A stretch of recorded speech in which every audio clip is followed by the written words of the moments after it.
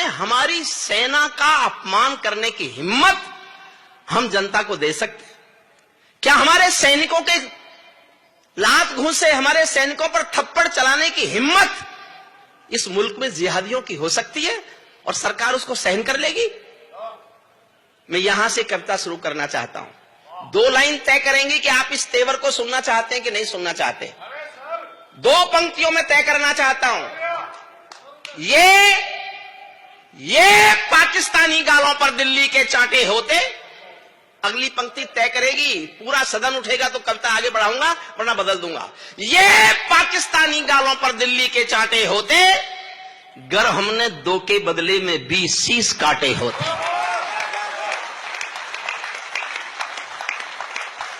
बहुत अच्छे भाई। हमारे सैनिकों का सर काटा गया और हम बातचीत करते रहे। मैंने प्रवीण से पूछा, मेरा छोटा भाई है लेकिन मेधा और प्रज्ञा में मैंने कई बार उसको अपने से बड़ा पाया है।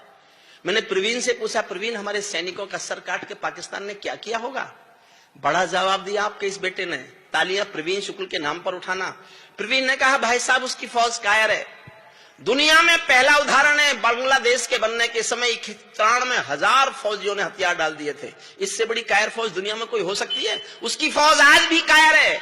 वो शायद अपनी कायर फौज को दिखाना चाहता होगा कि बहादुर हिंदुस्तानी फौजी बेटे का सर होता कैसा है, जो कट तो सकता है, कभी झुक नहीं सकता।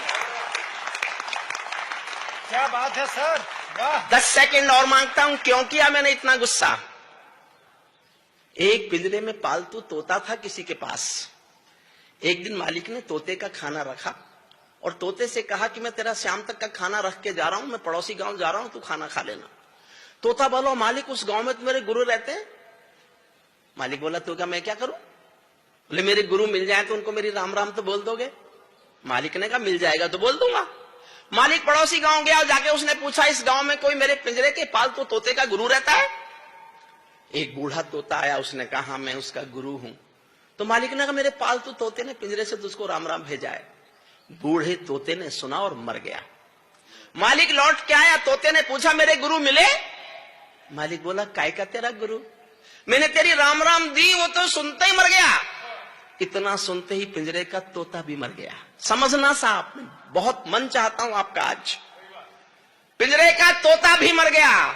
जब मालिक ने पिंजरा खोला तो तोते की आत्मा कहती चली गई कि मालिक तुम समझे नहीं, मेरे गुरु ने मेरे लिए संदेश भेजा है कि जिसको आजाद होना है उसको मरना आना चाहिए। और ये कहानी मैंने इसलिए सुनाई, भारत 1947 में आजाद तो हुआ लेकिन फिर कभी मरने को तैयार नहीं हुआ। इसलिए रोज मरता है, खंडों में मरता है, कभी बंबई में मरता है, कभी संसद में मरता है, कभी पठानकोट में मरता है, कभी उरी में मरता है और कभी सैनिकों के अपमान को सह करके मरता है। क्या बात है, वाह। दुनिया में किसी मुल्क में आपने कभी सुना कि सेना के सिपाही को, जिसके पास स्टेन गन है, वो जिहादी की लात खा ले, चाटा खा ले और रिएक्ट ना करे? तब कविता सुनना। ये पाकिस्तानी गालों पर दिल्ली के चांटे होते, पहले ही 2 के बदले में 20 शीश काटे होते। बार बार दुनिया के आगे हम ना शर्मिंदा होते और हमारे सारे सैनिक सीमा पर जिंदा होते।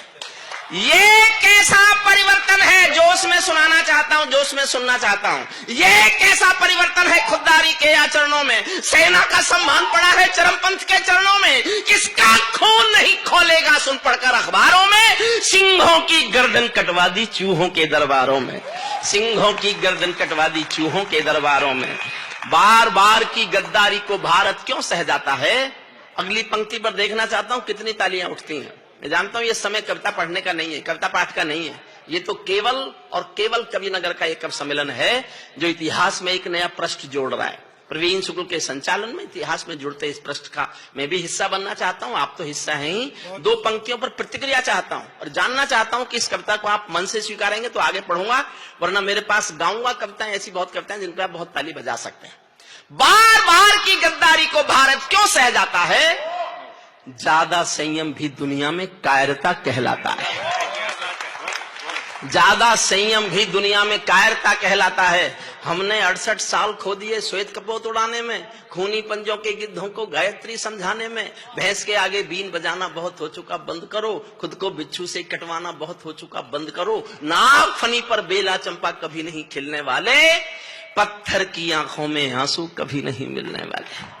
बहुत अच्छे। बंदूकों की गोली का उत्तर सद्भाव नहीं होता, हत्यारों के लिए हिंसा का प्रस्ताव नहीं होता। कोई विषधर कभी शांति के बीज नहीं बो सकता है, और भेड़िया शाकाहारी कभी नहीं हो सकता है, और भेड़िया शाकाहारी कभी नहीं हो सकता है। पीपल छाया मांग रहा था यूं की करके पेड़ों से। मोदी जी बिना बुलाए नवाज शरीफ के यहाँ चाय पीने चले गए। मैंने पूछा क्यों गए आप? बोले शांति लेने गया था। मन का ले आए। 125 करोड़ का नेता बिना बुलाए दूसरे उसके घर, जो विश्वसनीय ही नहीं है, जो विश्वासघात करता है, उसके घर चाय पीने जाए तो कभी क्या लिखेगा सुना। अपने लोगों से जिनके आशीर्वाद से मैं कभी बनाऊं, कुंवर बेचैन जैसा बड़ा ऋषि पुरुष हमारे बीच बैठा है, उनके चरणों में रखता हूं। पीपल छाया मांग रहा है यूं की करके पेड़ों से, जैसे कोई शेर सुरक्षा मांग रहा हो भेड़ों से। जैसे कोई शेर सुरक्षा मांग रहा हो भेड़ों से, जैसे कोई मोती खोजे झीलों की गहराई में। भारत पाकिस्तान के 68 साल के रिश्ते एक पंक्ति में सुन लो। एक पंक्ति जी है भारत पाकिस्तान ने 68 साल से।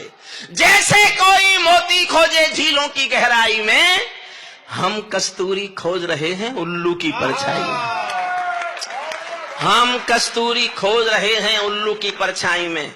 जब सिंहों की राजसभा में गीदड़ गाने लगते हैं, तो हाथी के मुंह के गन्ने चूहे खाने लगते हैं। रावलपिंडी वालों को सपने में काल दिखाओ तो। एक बिलावल साहब है उधर, उसने बयान दिया मुझे पूरा कश्मीर चाहिए, इंच इंच पूरा।